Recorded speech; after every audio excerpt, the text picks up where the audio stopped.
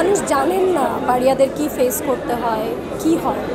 তো সেটা জানানোটা খুব দরকার যে ওরা কী কষ্টের মধ্যে থাকে, মানুষ ওদের উপর কী অত্যাচারটাই না করে। আমি পাড়িয়া আসলে সেভাবেই বানিয়েছি যেভাবে বানাতে চেয়েছি। কোনো রকম বাধা বিপত্তি ছিল না, খুব স্মুথ একটা প্রসেস ছিল।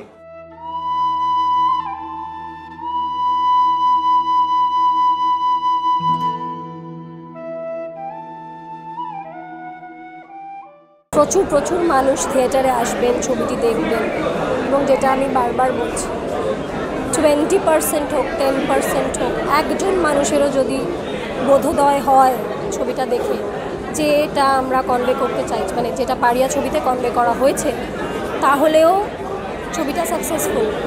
কারণ বহু মানুষ যারা আমরা কাজ করি পাড়িয়াদের নিয়ে, আমরা জানি বহু মানুষ জানেন না পাড়িয়াদের কি ফেস করতে হয়, কি হয়।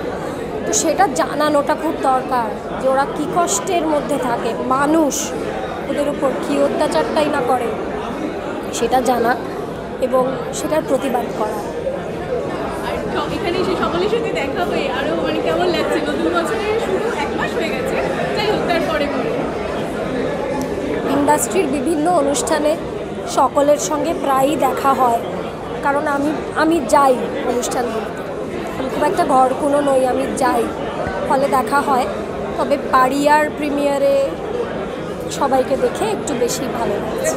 খুব ভয় পেয়ে আছি, খুব টেনশনে আছি, খুব চিন্তায় আছি, কারণ এটা আমার দ্বিতীয় ছবি। প্রথম ছবির ক্ষেত্রে খুব একটা সুখকর অভিজ্ঞতা, সুখকর জার্নি নয়, খুব স্বাভাবিকভাবেই আমি খুব ভয় পেয়ে আছি।